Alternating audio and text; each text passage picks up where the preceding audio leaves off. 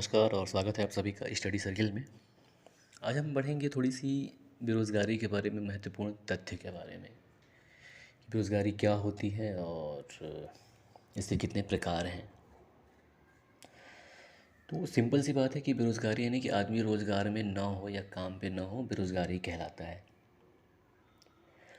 और या फिर दूसरे शब्दों में ऐसे कह सकते हैं कि किसी भी काम को करने के लिए योग्य और उपलब्ध व्यक्ति कि वह अवस्था होती है कि जिसमें उसकी न तो किसी कंपनी या संस्थान के साथ और ना ही अपने ही किसी व्यवसाय में नियुक्ति हो पाए, बेरोज़गार कहलाता है।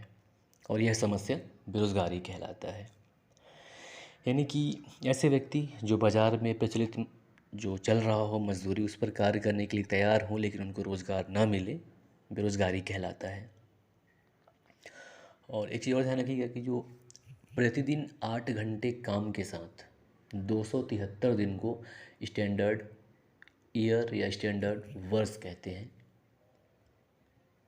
ये रोज़गार के हिसाब से स्टैंडर्ड ईयर 273 दिन और प्रतिदिन 8 घंटे काम, ये स्टैंडर्ड ईयर कहलाता है।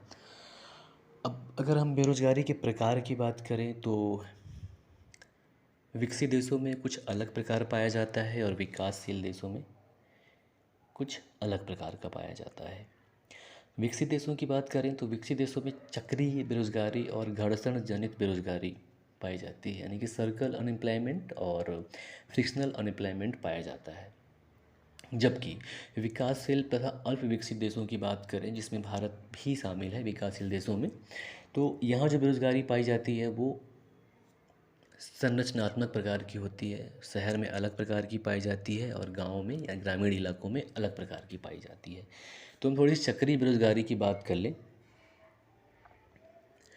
तो चक्रीय बेरोज़गारी में क्या होता है कि जब समग्र मांग में कमी हो जाती है और या फिर उत्पादन क्षमता कम हो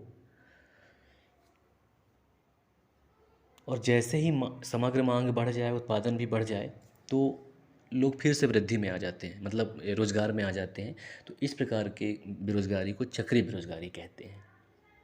जबकि घर्षण जनित बेरोज़गारी की अगर हम बात करें तो ये ऐसी अवस्था होती है कि जब आदमी रोज़गार में होता है फिर भी ये बेरोज़गारी बनी रह सकती है। जैसे होता क्या है कि अगर कोई आदमी कोई एक कंपनी में काम कर रहा है, अगर उसको वहाँ नहीं जम रहा है, उसको छोड़ना चाहता है, छोड़ के जब दूसरा कंपनी ज्वाइन करता है तो 12-15 जितने भी दिन का जो बीच का बेरोज़गारी हो, उसको कहते हैं घर्षण जनित बेरोज़गारी। इसमें ऐसा भी हो सकता है कि भाई कुछ नया तकनीक आ गया और लोगों को उस तकनीक के बारे में पता नहीं है, तो पुराने लोग निकाले जाएंगे।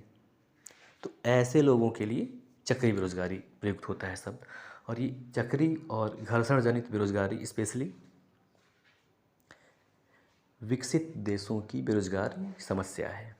अब हम बात कर लेते हैं भारत के संदर्भ में। तो जो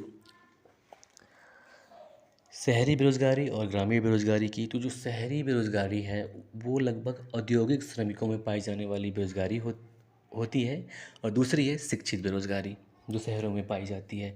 तो ये है कि औद्योगिक श्रमिक में पाई जाने वाली जो बेरोज़गारी होती है मुख्य रूप से संगठित क्षेत्र में होती है।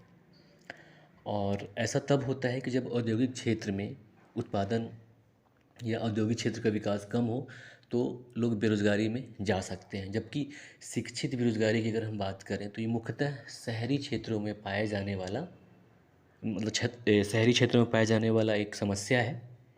और इसका मुख्य कारण ये था अब तक कि जो शिक्षा व्यवस्था थी उतनी बेहतरीन नहीं थी, क्योंकि जो मांग है कि हमको ऐसे लोग चाहिए, उस तरह के लोग आ नहीं रहे थे। लेकिन अभी से अब चेंज धीरे धीरे किया जा रहा है। इसके अलावा रोज़गार सृजन के अवसर में भी मतलब वृद्धि जो है उतनी तेज़ नहीं है, इसके लिए भी शिक्षित बेरोज़गारी बढ़ गई है। अब बात कर ले अगर हम ग्रामीण क्षेत्रों में पाई जाने वाली बेरोज़गारी, तो यहाँ दो प्रकार की बेरोज़गारी देखने को मिलती है। पहला तो है सीजनल बेरोज़गारी यानी कि मौसमी बेरोज़गारी, और दूसरा है प्रच्छन्न बेरोज़गारी या छिपी हुई बेरोज़गारी। तो सीजनल बेरोज़गारी में क्या होता है कि साल के कुछ समय लोगों के पास रोज़गार नहीं होता, बाकी समय रोज़गार रहता है। जैसे होता क्या है कि अगर गेहूँ कटाई चल रहा है या बुआई चल रहा है, तो जब तक ये कटाई और बुआई का काम रहेगा तब तक तो लोगों के पास काम रहेगा और बीच में फिर उनके पास काम नहीं रह पाता।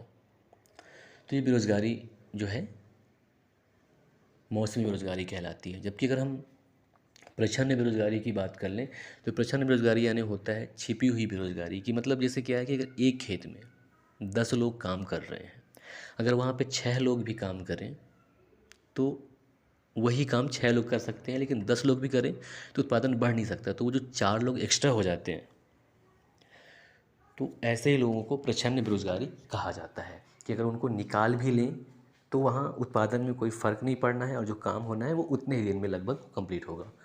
तो ऐसी बेरोज़गारी को प्रच्छन्न बेरोज़गारी कहा जाता है। धन्यवाद।